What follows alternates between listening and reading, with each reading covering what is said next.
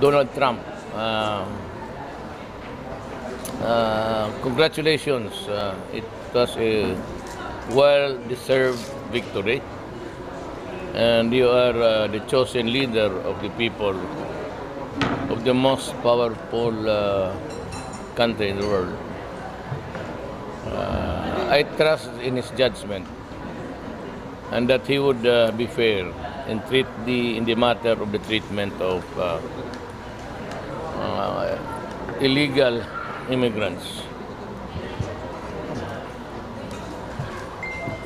I cannot talk for the illegals because whether President is Trump or anybody else, for that matter, an illegal is always illegal.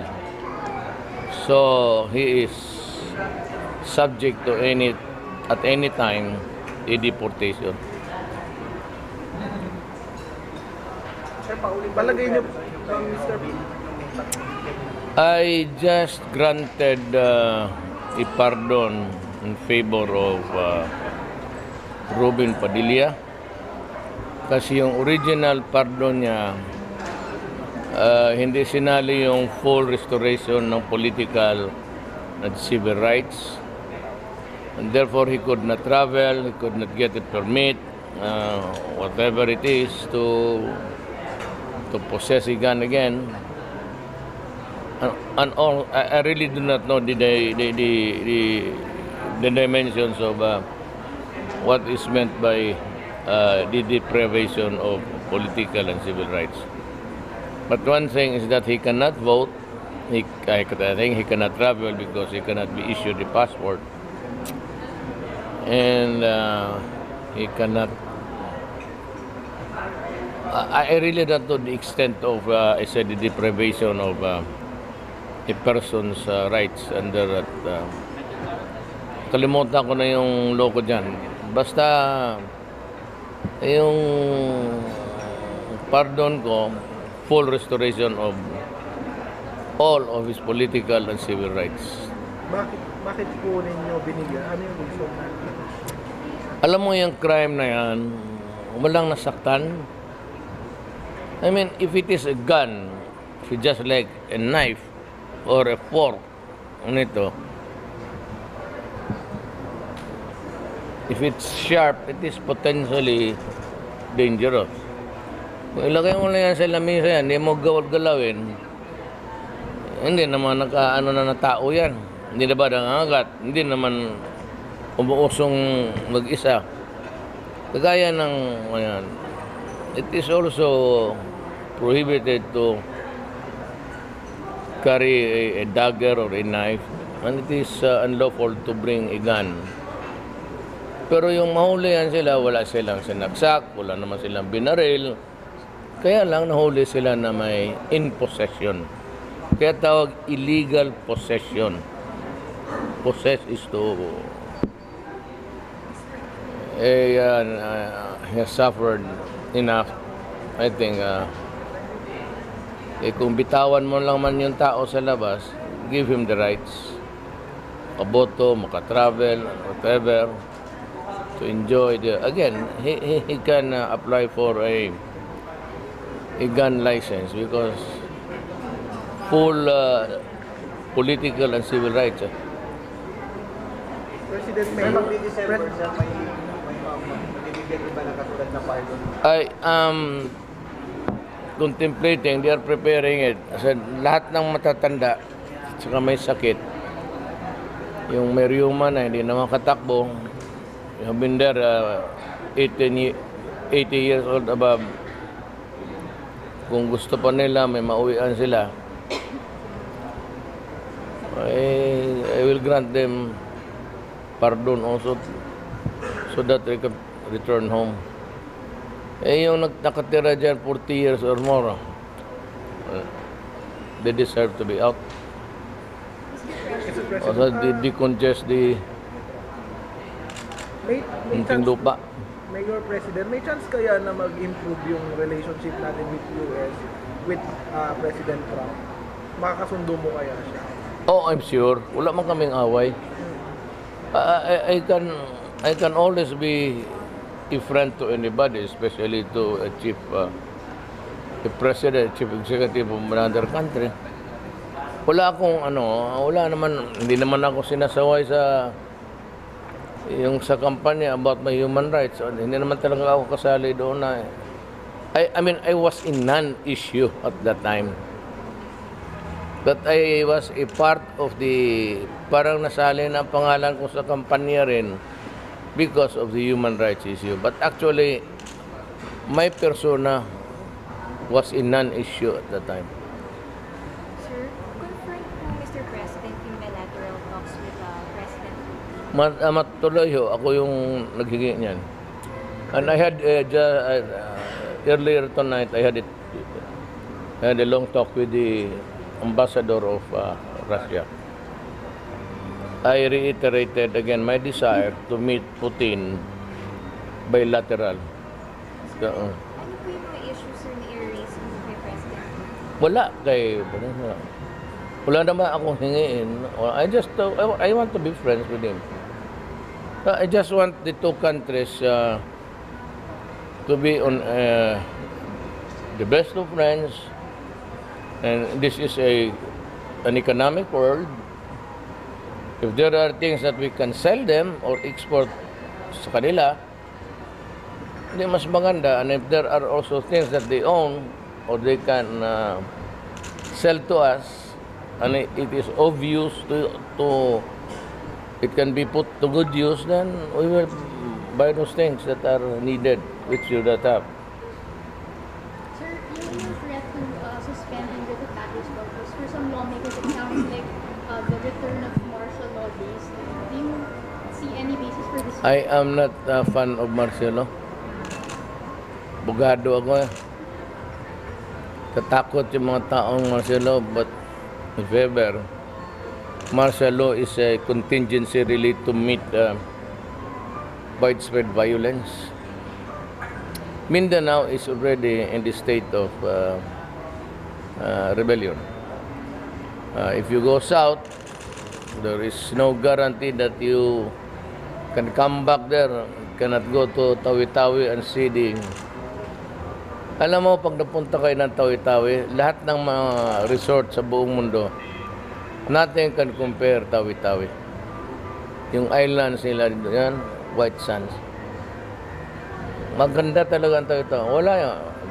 I do not want to demean the places, but yung mga resort na sinasabi lang sa atin, mga number, kung mapunta ka ng Tawi-Tawi, you'll fall in love with the place. Nasimunod, sir, nagpunta kami maganda. Maganda talaga ako. When I was students, yung mga brad namin na taga-roon, dinala kami. Sir, do you mean to say na combination ng narco-politics and... Ang Pilipinas ngayon, dapat malaman ng lahat. If you have read Ion Grillo, if you have read The Gangster, if you have read Cartel, you would know na ang narco-politics is there are politicians elected to government offices by the use of drug money. Most of the barangay captains, a good number of them, not most, is into it. Mga kagawad, mga mayors, city and municipal, few congressmen and mga gobernador, either by yung parang live and let live, gano'n, wala akong galawin. But kapitan, maraming kapitana, so elected to elective positions, so they were able to parlay their influence. Sir, Mayor President, last question na. Merong isang droga dito, we're trying to build the case. Bantay kayo, ha? Pera niya is about, as of now, no, as unearthed. It's about matutumba kayo. 5.9 billion. Sir, sino yun? Politician? Sir, senator? No. Pero isang elective position. Si De Lima, sir. Wala akong sinabi. After the ayaw kong sabihin. Ang connection niya, droga, sir. Drug money talaga. Dirty money sa bangko. Di mo, paano mabilang yung ano, So, iniimbestiga na siya ng AMLAC. sigurado. Ito yung fake. Oo. Di kasi naman yung AMLAC, nasali na lang sa, ng ano. Di ba sa election sinabi may 211 million, ano? Kasi sinali ko na lang din ako. Kayo AMLAC pa, tamad-tabaran kayo dyan. Maraming mga accounts na makita mo na mga running into billions. You should be able to communicate with the law enforcement. Lalo na yung mga suspicious na yung withdrawals. Pasok ng pasok. So there, it's laundered money. And compared ko, sabi ko noon, may 211 ako. Bakit din nyo ako hindi inimbestiga? 211 million is 211 million. Bakit hindi nyo tinanong ako noon? Ibig sabihin, sila yung, I don't know kung paano nila ginawa. Kung mayroon ako dapat, pero ayaw kasi rin magbigay din ng, they say that you're not allowed to ever. Sabi ko sana, should have come up with a statement na kung talagang mayroon akong 211 billion dyan, nasali na lang yung panghinakit ko sa kanila. Kasi kaya kasabi ko, garbage yun. Kayong sabi niya itong magandang lalaki sa Italiano. 211. Sana sinabi nila, totoo yan. Hindi. Sir, on a lighter note po, how do you stay fit and healthy considering sunod-sunod po yung travels po? Again, di ko na Sir, po. on a lighter note po, how do you stay fit and healthy considering na sunod-sunod po yung biyahe? How would I... Mahirap ang sagutin yan. Sir, nag-treadmill ka, di ba? Wala rin kasi nag-ano nga ako ngayon eh. Kasi pag ano ng doktora may wheezing sound ako dito, may ubo ako. Sabi ko, okay na kumakati ang pahinga ang... Di wala rin treadmill ka ako. Oh, really?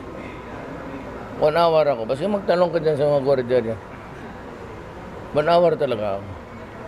Nadunood lang ako ng TV yan. By the time matapos yung 1 hour na. Mayor, how would you assess your 2016? So patapos na yung how would you assess it? How would you describe it? Just give me a timeline. Sabi ko yung up to this time. Mayor, When it's...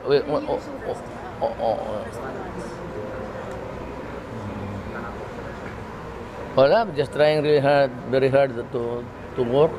That's all. Was this something you expected, sir, at this point after 100 plus days? Well, I was not expecting that kind of volume sa trabaho. Na baski anong tiyaga mo hindi nga matapos. Mayor President, Parang walang katapusan. sa ibang side naman, sir, sa APEC, excited na ba kayong ma-meet si Vladimir Putin? Dahil nabanggit niyo po, idol niyo. Ilang beses niyo napabanggit sa... Kasi mahilig sa baril eh. Mahilig sa hunting. Mahilig rin ako sa hunting eh. Gusto na niyo siyang makakausap talaga. Excited na. Tanungin ko sa'yo paano niya i-sight. Ang babae. Sir, kayo po ba ay makikipaglibing kay Marcos pag natuloy na? Ayaw ko, ata ako dito. Kung nandito ako, yes, I'll try. Pero, sir, will you do something to hold at least ito pong decision? Basta ako, batas. Wala akong pakialam kung anong klase kang sundalo ka. Basta sinabi sundalo, pati presidente. On both, yun ang sinabi ng batas. Naging presidente siya, hindi nga na sundalo. Mabuti pa nga sana kung may kulang. Sundalo lang, hindi presidente, o presidente, hindi sundalo. May medalya siya. Tapos pakita niya, talagang sundalo siya, registered siya sa a guerrilla front that was recognized by the United States Army to be a guerrilla front fighting the Japanese. So who am I now to deny that, rebuke it? At bakit hindi yung kinwesto niya noong buhay pa siya? Sana noon pa lang, buhay pa, sinabi na niya kay Marcos na yung medalya mo, yung peke, lahat yan. Ngayong patay na yung tao, hindi na makasagot. So why would I take na hindi sa sundalo? Sir, the possibility na dalhin daw siya sa Malacanang bago siya may Iwan ko kung papayag ang sinong ba nang who takes care of that building. Ako, okupante lang ako dyan. Hindi ako may-ari ng bahay. It's the Filipino people. I think that would be a hard proposal because ang may-ari talaga ng Malacanang ang tao. How do you now consult the people whether it would be proper to have a wake there before his burial? Ako, I don't know, kasi it's the property of the people of the Philippines. Sir, yung mga petitioners for say, sir, baka pwede i-hold muna kasi meron pang motion for consideration sila, sir. And it's within your power, sir, to vote or postpone. Will you consider, sir, yung panawagan ng petitioners?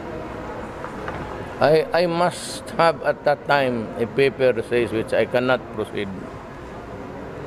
Unless hawak ko, wala akong magawa.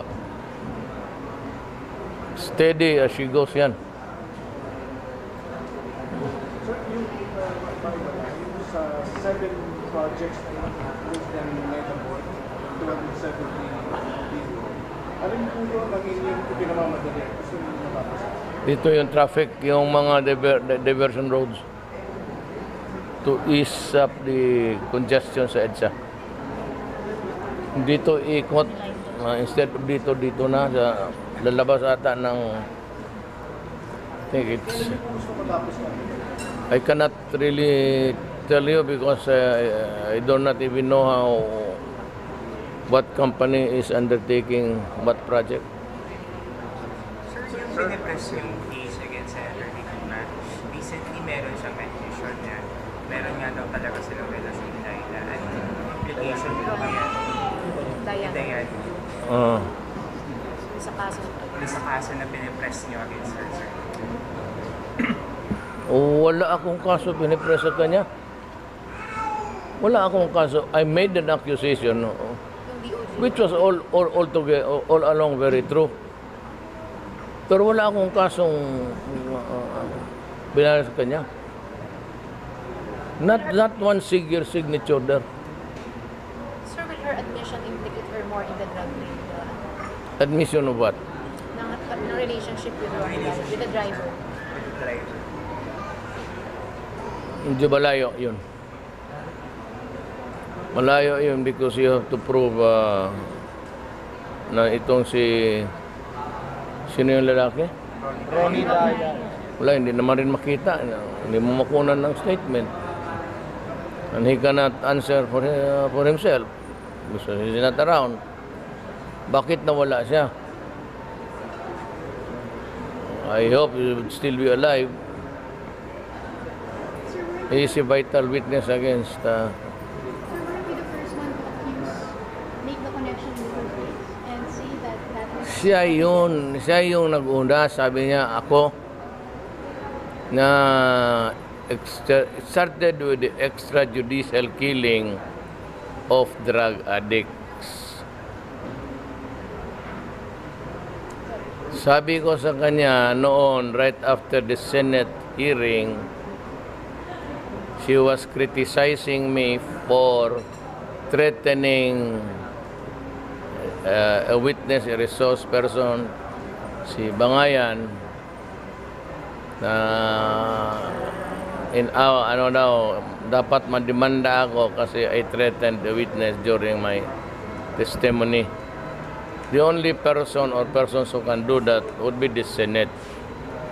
And the Senate itself as a body, if you want to reprimand, criticize somebody's behavior, that would be a property of the Senate, hindi sa ibang tao, hindi sa kanya.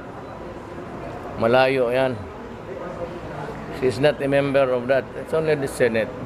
Then I added a statement, which was really true at that time already. Sabi ko, do not mess up with me.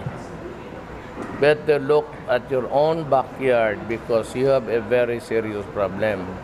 Shabu is being cooked there at my Hilton Hotel dyan sa loob, di ba? Nabi ko parang Hilton, so ano, karaoke, ano. But it took her 7 months after to do the action. Kasi kunwari naka bulletproof.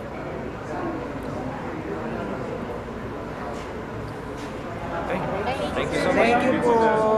Sir, para mas malinaw lang po, yung Marcos Berian, hindi nyo na ipapahold kahit na may motion for reconsideration. Yeah.